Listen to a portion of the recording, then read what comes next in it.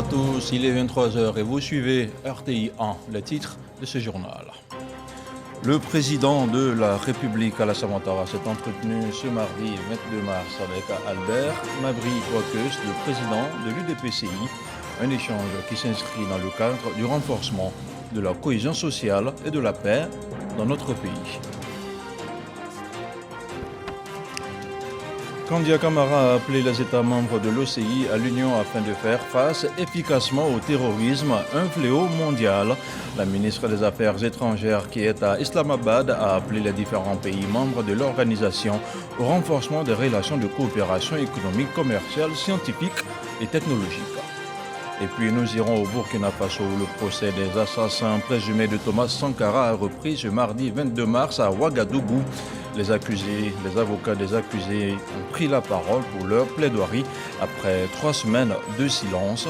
Les 12 inculpés étaient également présents, dont le principal accusé, le général Gilbert Diendéré. Voilà pour les titres et merci de regarder RTI 1. Conformément aux recommandations du dialogue politique, le président de l'UDPCI était ce mardi au palais de la présidence de la République.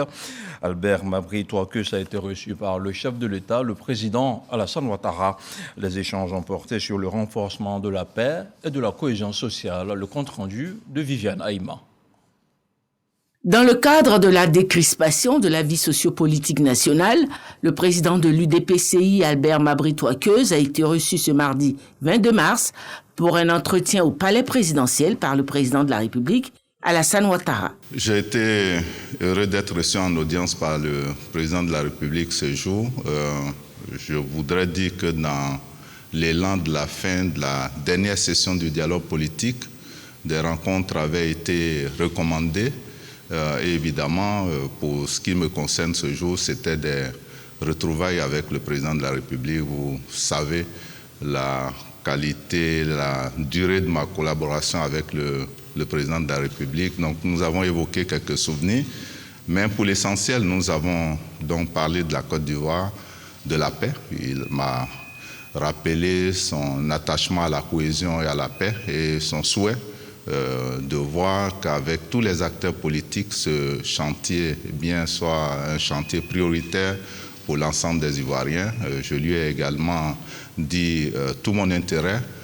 Nous avons évoqué quelques points particuliers, notamment les recommandations du dialogue politique relativement à la CEI, à une préoccupation particulière de l'UDPCI concernant le général Robert Gueye.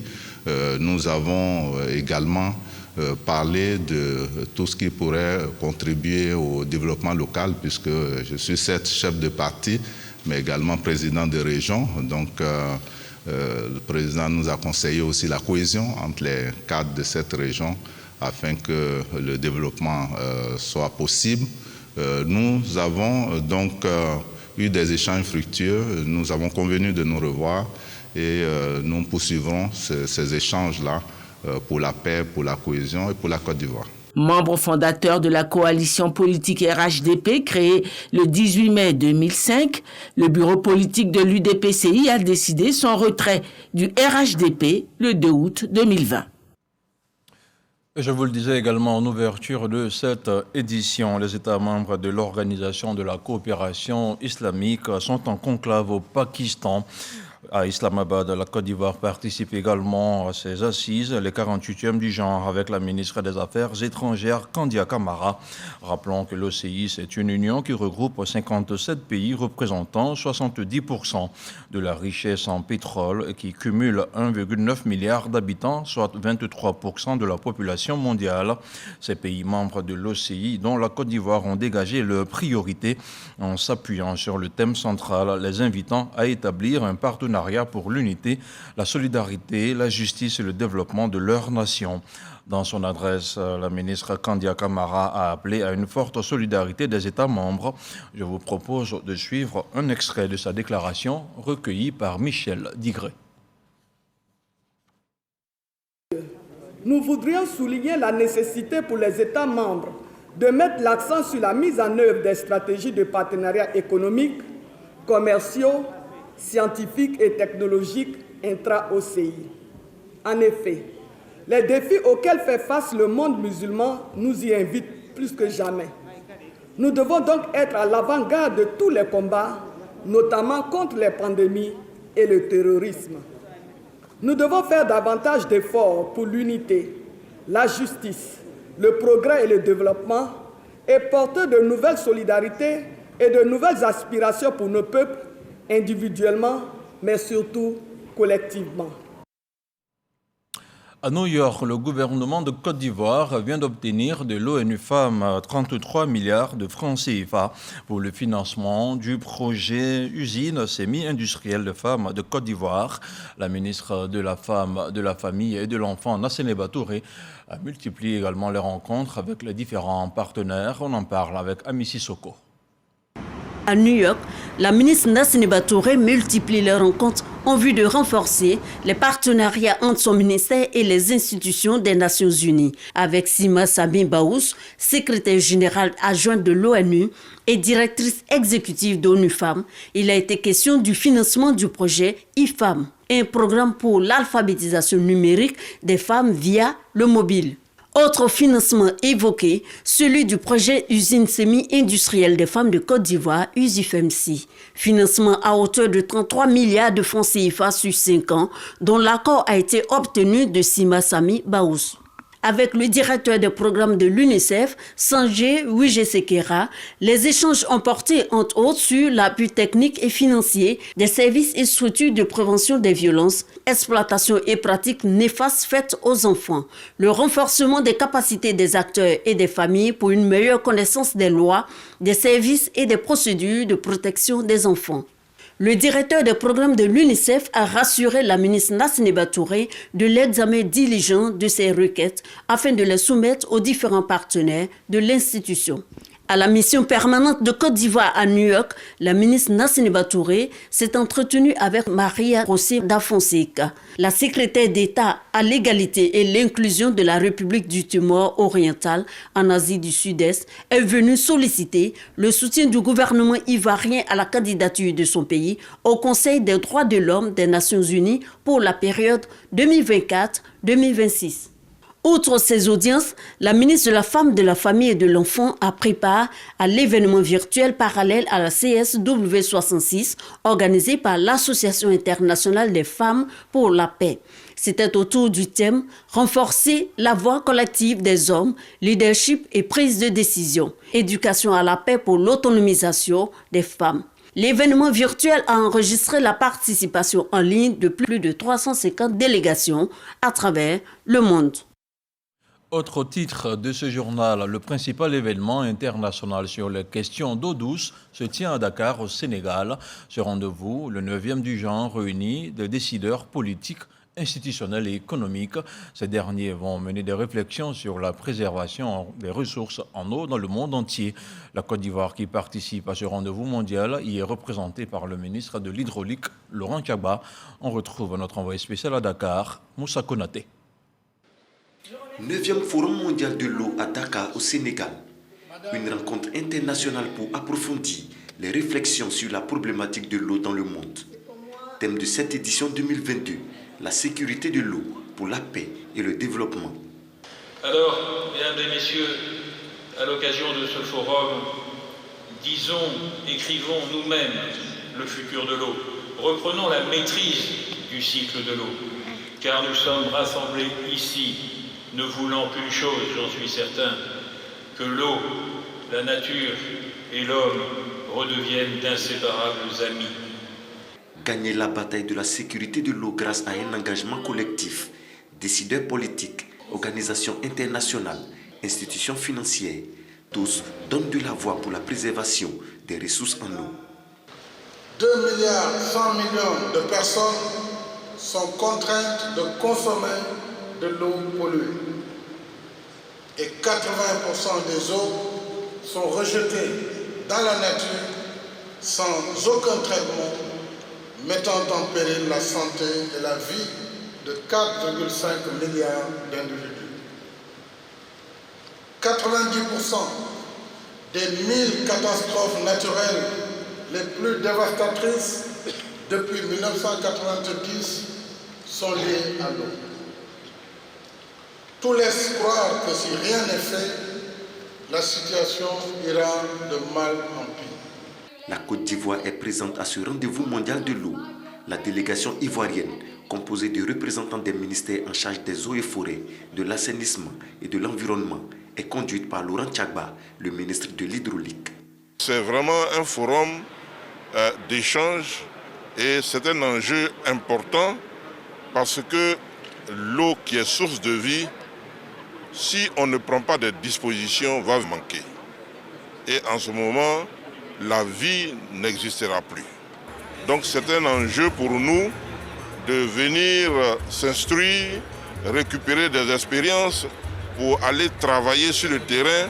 L'ouverture officielle du 9e Forum mondial de l'eau a été marquée par la remise du Grand Prix Hassan II de l'eau, une récompense destinée aux acteurs engagés dans la protection de l'eau, décernée cette année à l'Organisation pour la mise en valeur du fleuve Sénégal.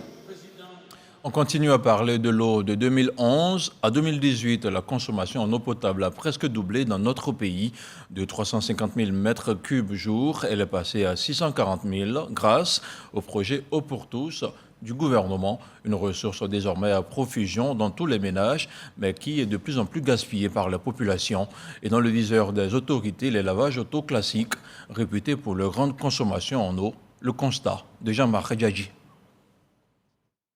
Une station de lavage en pleine activité à Marcory, dans le district d'Abidjan. Des véhicules sont passés au peigne fin, à la brosse et à l'appareil électrique de nettoyage. Au même endroit, un nettoyeur de haute pression en marche, avec des eaux qui ruissellent de part et d'autre. Le décor est planté. Laurent est un habitué des lavages, il fait son constat. Quand on rentre dans un coin de lavage auto, d'abord même le catcher ne mesure pas la quantité d'eau qu'on utilise. Ça fait sortir beaucoup d'eau. Donc, sur la violence, le jet d'eau qui sort, afin que l'eau est beaucoup gaspillée. Au quartier Anoumabo, dans ce lavage de fortune, des fûts vétustes entreposés servent à alimenter en eau des tuyaux usés pour le nettoyage des véhicules. Pour l'approvisionnement en eau, ici, on a une autre astuce. Nous, on travaille actuellement avec un forage. Par la source, on ne peut pas. C'est un compteur commercial qu'on va prendre à la source. Quelque chose n'arrange pas. Donc, on pouvait prendre un truc de forage pour pouvoir travailler. De ces conduites d'eau en mauvais état, s'échappent chaque jour des litres dans l'indifférence des propriétaires. Non loin de là, ce sont des robinets ouverts qui laissent couler de l'eau à un débit souvent au maximum. J'ai fait des barriques pour travailler. Les samedis, dimanches, j'ai fait 7. Souvent, j'ai fait 7. Mais les autres jours, 3 ou bien 2. Une citerne d'eau utilisée sans réserve dans ces lavages correspond à 1000 litres en moyenne par jour. La consommation moyenne d'eau par jour et par habitant en Côte d'Ivoire est estimée à 72 litres selon des données de la Société de distribution d'eau de Côte d'Ivoire. Il y a plein de lavages de voitures qui ont des fuites d'eau. C'est ce que j'ai dit, c'est presque chez tout le monde. Nous, on a besoin d'eau potable pour boire. Eux, ils ont besoin pour laver leur voiture. C'est vrai, mais que chacun fasse attention à l'autre. Parce que lui, son gaspillage fait que moi, je ne trouve pas l'eau au quartier. Moi, c'est pour boire. Lui, c'est pour chercher à manger. Il faut qu'on s'entende, il faut qu'on s'entraide, il faut qu'on fasse un recours vers les spécialistes pour nous aider à ne pas gaspiller l'eau. L'on enregistre près de 70% de taux de gaspillage d'eau dans les établissements publics et 30% dans les ménages et autres secteurs d'activité. Une fuite d'eau est égale à près de 100 litres gaspillés par heure. Une perte d'environ 7 milliards de francs CFA selon l'Office national de l'eau potable. Des efforts du gouvernement sont consentis pour multiplier les capacités de production d'eau potable dans le pays. À l'occasion de la Journée mondiale de l'eau, l'État de Côte d'Ivoire invite les consommateurs à protéger les ressources en eau. Autre chose à présent, après sa participation au Salon international de l'agriculture, la Côte d'Ivoire veut s'inspirer du modèle de la France où l'agriculture rime avec l'élevage qui utilise 36% des terres arables, une réussite que le pays présente fièrement à chaque année à l'occasion du Salon international de l'agriculture de Paris. La suite, c'est dans ce dossier qu'au-plus de la rédaction de RTI 1, une idée de Jean-Luc Mangbo, de retour de Paris.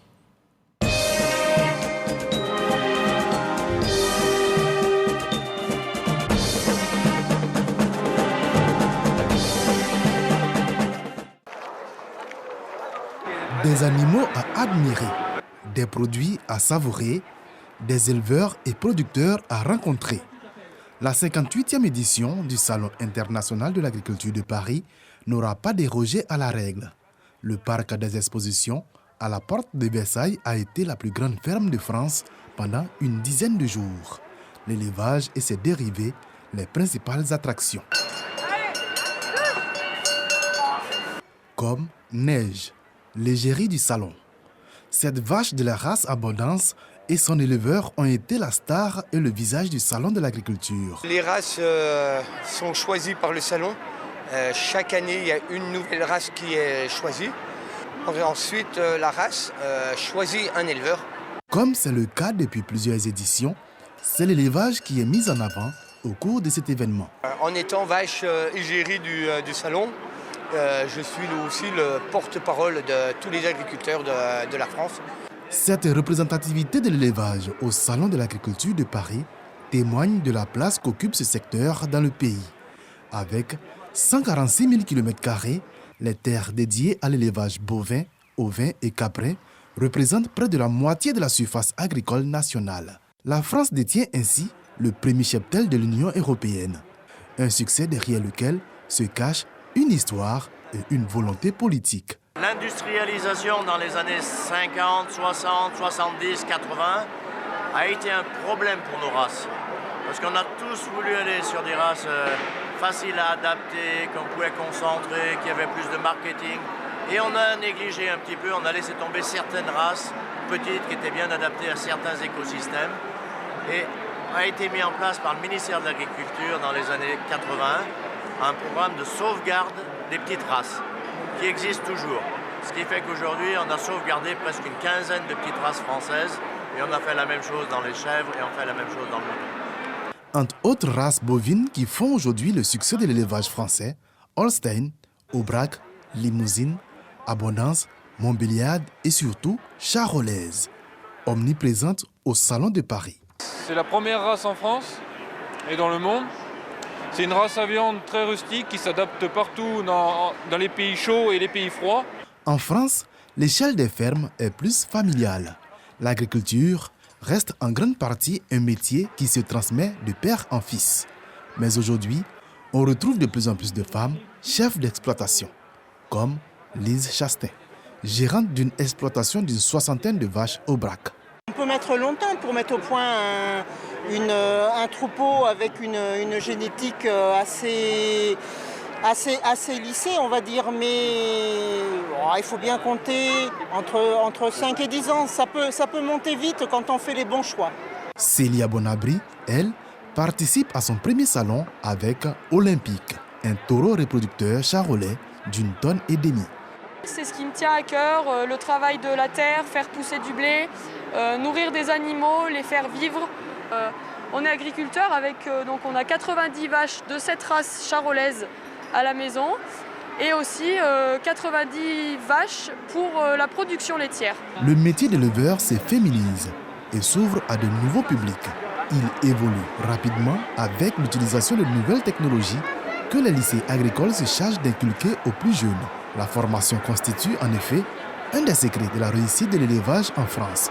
C'est pourquoi il lui est consacré une place de choix au salon. On participe au trophée international de l'enseignement agricole, donc où on met en concurrence tous les lycées agricoles de France. Ça met en valeur notre région, notre établissement où on se forme tous les jours pour apprendre notre métier. Une chose est de se doter d'une politique d'élevage durable, une autre est de garantir une absorption des produits de cet élevage à travers l'exportation et la consommation locale. Le fromage reste l'un des symboles de la diversification des produits d'élevage qui accroît, entre autres, le niveau de consommation. Fabriqué à base de lait de vache, de chèvre ou de brebis. Au Salon de l'agriculture, ce sont des centaines de variétés de fromage qui sont représentées. Notre Roquefort est fabriqué qu'avec nos brebis de race Laconne et on le retrouve dans le monde entier. En France, il existe plus d'un millier de variétés de fromage, tellement différentes les unes des autres que des ateliers de dégustation sont organisés pour en faire la découverte. Des découvertes qui se font très souvent en famille. Les 9 jours que dure le Salon international de l'agriculture sont totalement insuffisants pour faire le tour de l'immense richesse de l'élevage français. 25 500 milliards de chiffre d'affaires pour les industries agroalimentaires de transformation. Une richesse qui n'empêche pas le pays de faire la promotion de ce secteur chaque année. La Côte d'Ivoire est l'un des participants les plus assidus à cet événement. Notre pays voudrait en effet s'inspirer de ce modèle de réussite et rendre son élevage moins dépendant des pays voisins. Et voilà, c'était pour vous le dossier de Jean-Louis Gbangbo, l'élevage vitrine de l'agriculture française, à revoir sur RTI 1. À Assini, la Commission nationale de MAEP, le mécanisme africain d'évaluation par les pairs, s'est réunie la semaine dernière au cours d'un atelier de réflexion. Elle a planché sur l'harmonisation et l'efficacité des interventions des acteurs du secteur de la bonne gouvernance. En toile de fond, il s'agissait de renforcer le cadre de concertation et de collaboration entre les différentes structures nationales. Issa Chonayo. Les institutions en charge des questions de bonne gouvernance en Côte d'Ivoire veulent travailler en toute intelligence et de façon concertée. À l'initiative donc de la Commission nationale du mécanisme africain d'évaluation par les pairs, CNMAEP. Une rencontre entre les experts de ces structures s'est déroulée à Assini pour définir les différentes stratégies de collaboration. Depuis 2011, son Excellence Monsieur le Président de la République a pris de grandes initiatives en matière de bonne gouvernance.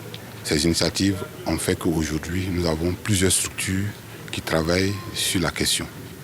Il est donc important que nous puissions nous retrouver pour réfléchir ensemble, pour nous organiser davantage afin de pouvoir adresser ces questions en symbiose, en pleine complémentarité. Les représentants des inspections générales d'État et de la Haute Autorité pour la bonne gouvernance ont exprimé leur reconnaissance au président de la CNMAEP pour avoir été associé à ces réflexions. C'est une initiative qu'il faut saluer et de faire en sorte que nous ayons une certaine cohésion, que nous analysions encore un peu mieux nos compatibilités, que nous définissions encore plus les objectifs vers lesquels nous devons aller à pas de charge pour être conformes aux ambitions du président de la République.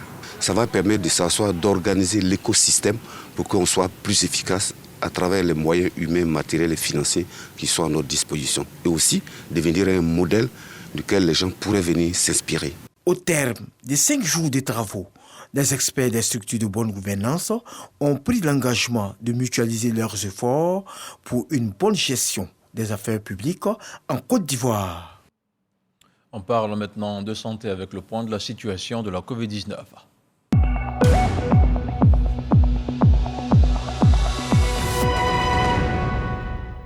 Le ministère de la Santé, de l'Hygiène publique et de la couverture maladie universelle a enregistré ce mardi 22 mars 4 nouveaux cas de Covid-19 sur 1599 échantillons prélevés, soit 0,2% de cas positifs, 11 guéris et 0 décès. À la date du 22 mars, la Côte d'Ivoire compte donc 81 671 cas confirmés, dont 80 840 personnes guéries, 796 décès et 26 cas actifs. Le nombre total d'échantillons est d'1 459 250. Le 21 mars, 10 443 doses de vaccins ont été administrées, soit un total de 10 609 762 doses du 1er mars 2021 au 21 mars 2022. Le ministre de la Santé, de l'Hygiène publique et de la couverture maladie universelle invite toutes les personnes de plus de 18 ans à se faire vacciner. Il rappelle que le vaccin contre la Covid-19 est gratuit et volontaire.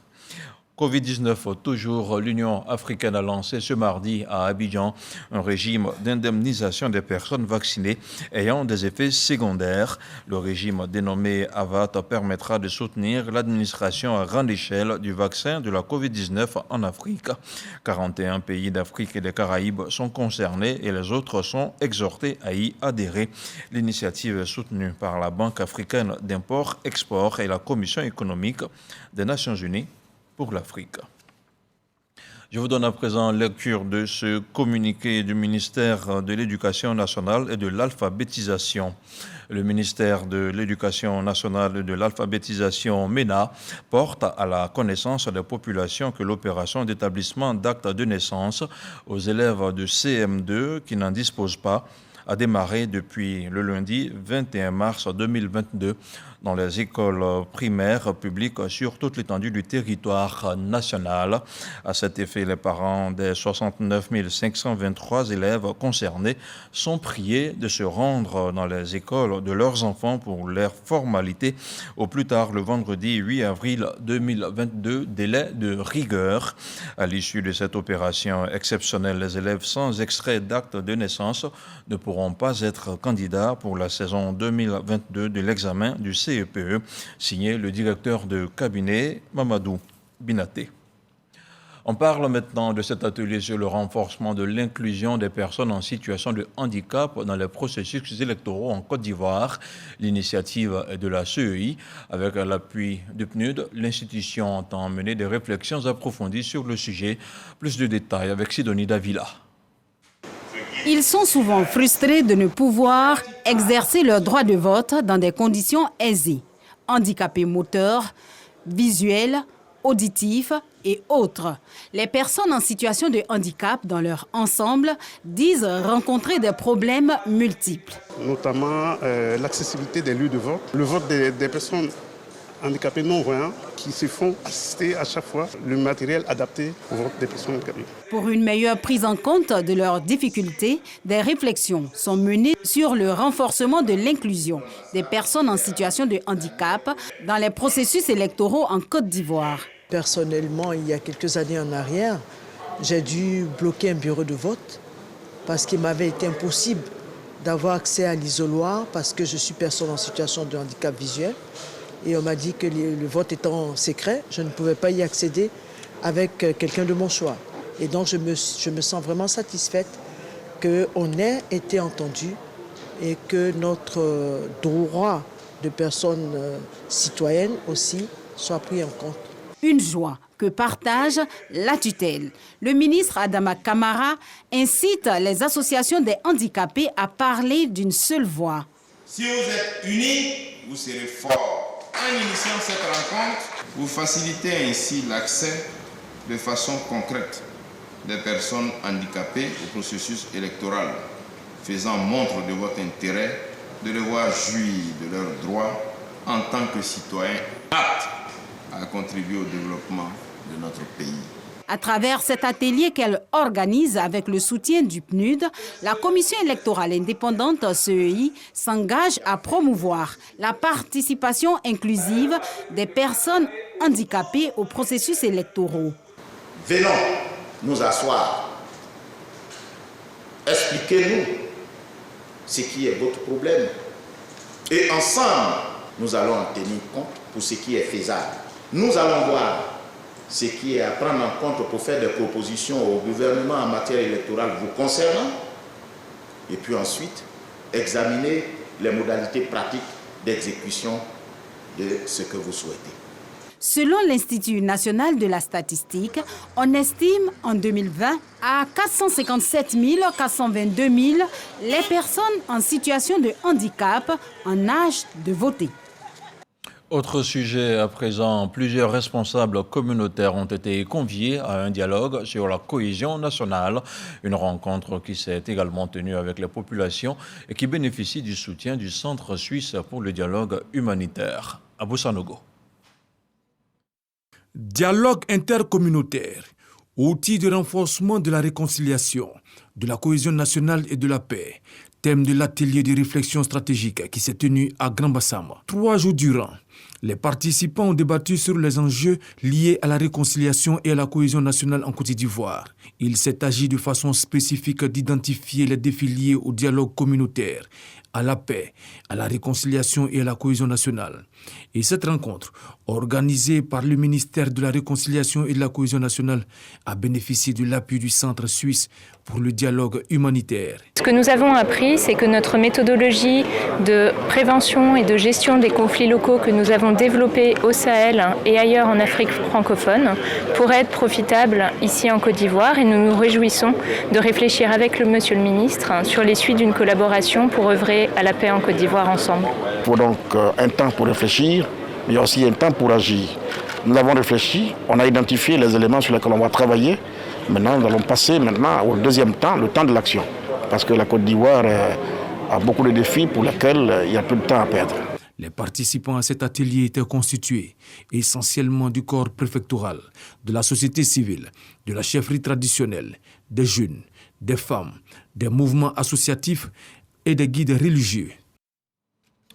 Les populations de Yapo, un village situé dans l'Agnébi Tiassa, ont célébré le chef de l'État pour ses actions de développement. Des travaux de bitumage et d'électrification ont en effet été réalisés dans leur région. On en parle avec Godefroy Okambawa. Bitumage du tronçon desservant les villages de Yapopa, Yapoga, Petit Yapo et Grand Yapo en 2021. La réalisation de ce projet structurant, après l'électrification des 4 villages et l'accès à l'eau potable à Grand Yapo, les populations de l'Agnébi Tiassa ont tenu à manifester leur gratitude au président de la République. Le goudron n'est que le début du développement. Et vous avez visité le village, tout le village est pratiquement bitumé.